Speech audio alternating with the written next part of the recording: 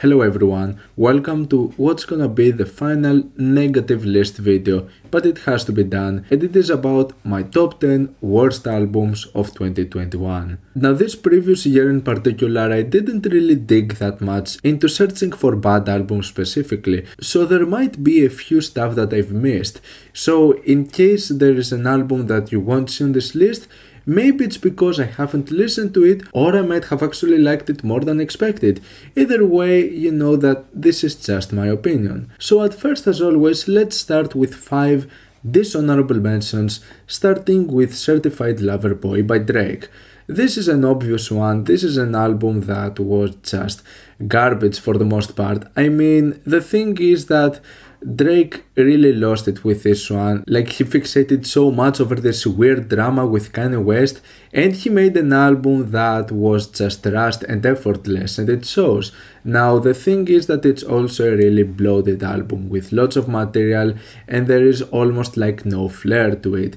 It's just boring, and at the end of the day it ends up also becoming quite annoying. Another dishonorable mention is the new album of Imagine Dragons. Even if I do consider this to be slightly better compared to the previous 2 albums, that doesn't really say that much on its own. It's still an album that is almost unlistenable with terrible vocals, overproduced, and just really bad sounds. Another really uninteresting album from Imagine Dragons. Next I'm gonna include Shockwave by Marshmello. I've yet to find an album from Marshmello that I would actually like and understand his appeal. Like when it comes to this sort of trap and EDM sound, I think that there are other artists in the scene that are much less known than him and have done some more decent works. This one is just another album that feels like it tries to do something slightly different at some occasions, but it never works.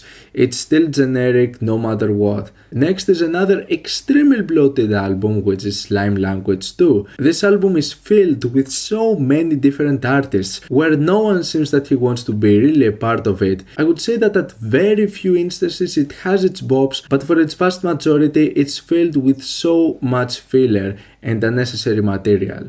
And final dishonorable mention is the brand new album of Shastor, Victims of the Times. When I saw the overwhelmingly terrible ratings out of this album, I couldn't really believe it. I thought that something was wrong. But I listened to this album and yeah, I don't really know what's with this one.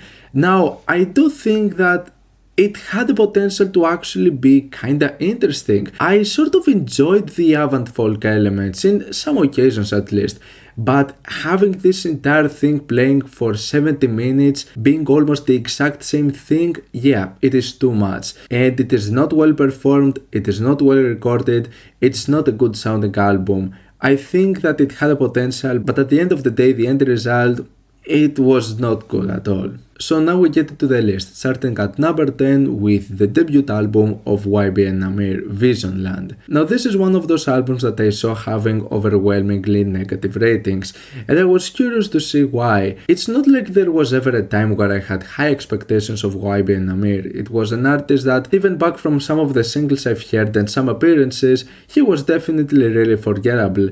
And yeah, this album, it's just extremely generic. It goes into standard trap directions that we've heard many times before, done better. It's more of the same. It is a bloated album with lots of unnecessary material, and yeah, it's just a really uninteresting album, and there's not really that much more to it other than that. At number 9 I have Femdorm by Girlfriend of the Year.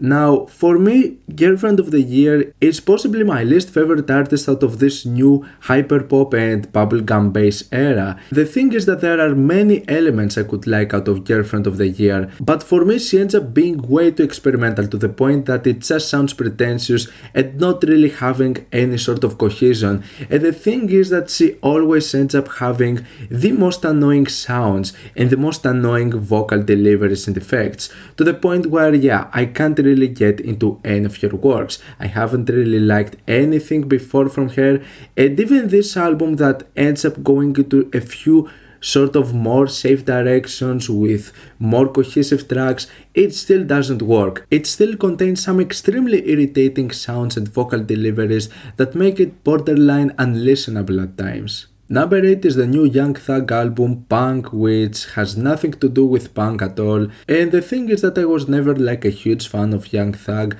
I never ended up liking any of his works or his delivery, so even if some of his works have been highly praised in the trap scene, I can't really see the appeal. But still I would consider Punk to be one of his greatest flops, another bloated, generic, uninteresting, unimaginative pop, rap and R&B album that is just like really boring and I don't care for it at all.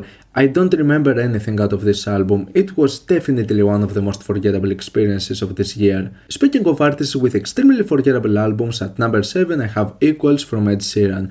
Obviously, once again, Ed Sheeran makes an album that it's not worth your time, anyone's time at all.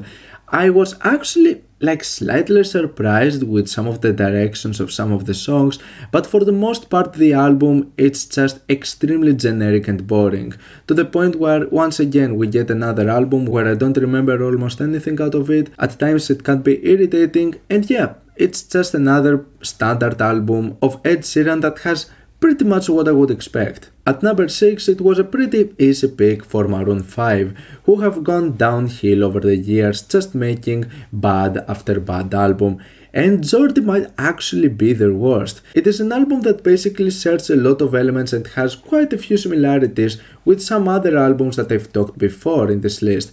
It's just another R&B album that has nothing special to it, and yeah, Maroon 5 at this point, they don't really make good albums. The features can be the only saving grace at some points at least, but it doesn't really say much. It's not worth your time. It's just a really uninteresting and unimaginative album. Number 5, it is another group that has a streak on just releasing bad albums. And of course I'm talking about AGR, which at this point it is pretty easy to hate on AGR because there hasn't really been anything good in their catalog, and this album is not an exception. If you have listened to some of the previous works, obviously do not expect this much. You're gonna get more of the same. You might get some tracks that they would just try or attempt something different, but obviously it never works. It's just another AGR album that leaves me with no words. I don't think that there is really that much to say about it other than just it's bad. Number 4, I would not actually expect I would put this album this high on the list, but I honestly could not stand this new Lana Del Rey album, Chemtrails Over the Country Club. I don't really know what happened with this album. The thing is that I was never like a huge fan of this new direction of Lana Del Rey with those singer-songwriter stuff, but I think that this is by far her most boring album. Not only that, this is possibly the most boring album I've heard all year. It is just extremely forgettable. It has the first song that was even annoying for me at some occasions, and after this point the rest of the album was just a huge snooze fest. And yeah, I don't really know what else to say about this album or how to describe it. I don't really like how minimal it is. I don't really think that Lana's vocals were really that great in this album. I can't really find positive things to say about this album, which is unfortunate. At number 3, this placement was really shocking even for me, but it's Technicolors by Ryoji Ikeda. Yes, Ryoji Ikeda for me has done some significant and amazing works, but I don't really know what's with this one. Technicolors just feels like a parody. It's just an album that I see no purpose out of it, because what you get with Technicolors, it's basically just white and pink noise variations, and there is literally nothing else. So yeah, even if there is a type of concept behind it, I don't really care. I don't care about this album. I don't think it needed to exist. I see zero effort behind it, and yeah, it's just a work that in my opinion just sucks. At number 2, it's gonna be the new Kodak Black album, Haitian boy Kodak. Obviously when it comes to Kodak Black, he was never an artist that I liked his works, but this one in particular, this is possibly his worst album. Even when it comes to Kodak Black standards, which are really low, I think that this is like the lowest point. This album was trash. Thankfully it was extremely short, but still, even in this short period of time, this album managed to just land this high on the list. Bland, generic, effortless, irrelevant, and much more. But nothing manages to top the number 1, what is by far the worst album of the year, and I would actually argue that this manages to be one of the worst pop albums of all time. And it's an obvious pick. Of course, I'm talking about the debut album of Tones and I, Welcome to the Madhouse. This album should actually be a guide of what not to do when creating a pop album. This one basically contains every single cliché of the worst aspects of millennial pop, from the themes, the lyrics, the music, the sounds, the vocals, and I don't get how anyone could like Tones and I's vocals. Like I can say for many other occasions with vocalists that I get their appeal, I don't know how anyone would listen to Tones and I's vocals with this annoying high-pitched voice and say that yeah, I dig this sound. Absolutely zero redeeming qualities out of this whatsoever. Such a painful experience from start to finish from an artist that is just baffling to me how she rise to fame, especially this much. And yeah, that's all for my top 10 worst albums of 2021. What were your worst albums of the previous year? Let me know down in the comments. Leave a like if you enjoyed the video, subscribe for more content like this. Thank you for watching, and I'll see you all in the next video. Goodbye.